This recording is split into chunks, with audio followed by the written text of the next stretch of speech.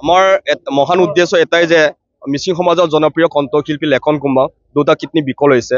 এই উন্নত চিকিৎসাৰ কাৰণে ইতিমধ্যে তামিলনাডুৰ ব্যক্তিখণ্ড এখন চিকিৎসালয়ত চিকিৎসাধীন হৈ আছে।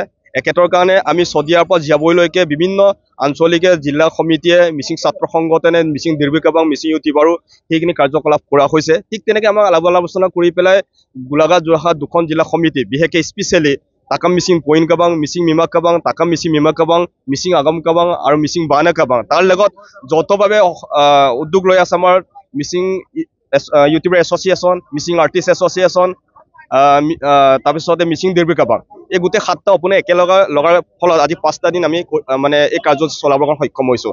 আমি এটাই পাইছোঁ যে আজি খুব ভাল লাগিছে যিবিলাক আমি সাংস্কৃতিক ৰস কাৰ্যসূচী কৰিছোঁ প্ৰতিজনৰ আমাৰ মা দেউতাকৰ পৰা পৰিয়ালৰ পৰা ধৰি লোৱা ভাই ভনীৰ পৰা যিটো অসাৰী মৰম চেনেহ পাইছোঁ সেইটো আমি গোটেই জীৱনৰ লাইফত আমি পাহৰিব নোৱাৰোঁ। এখেতক লেখন কুম্বাং মোৰ ভাতৃতুল্য ভাতৃ প্ৰতিম হয়।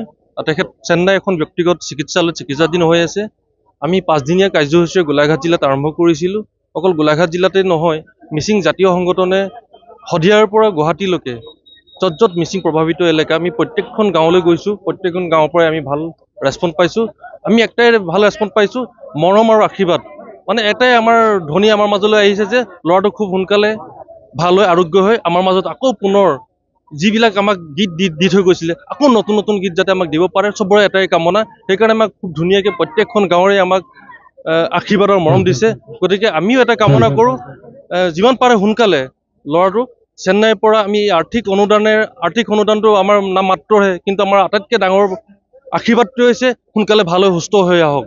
গতিকে তাকে কামনা কৰিছোঁ আৰু পুনৰ মই সকলোলৈকে আপোনালোকক ধন্যবাদ জনাইছোঁ।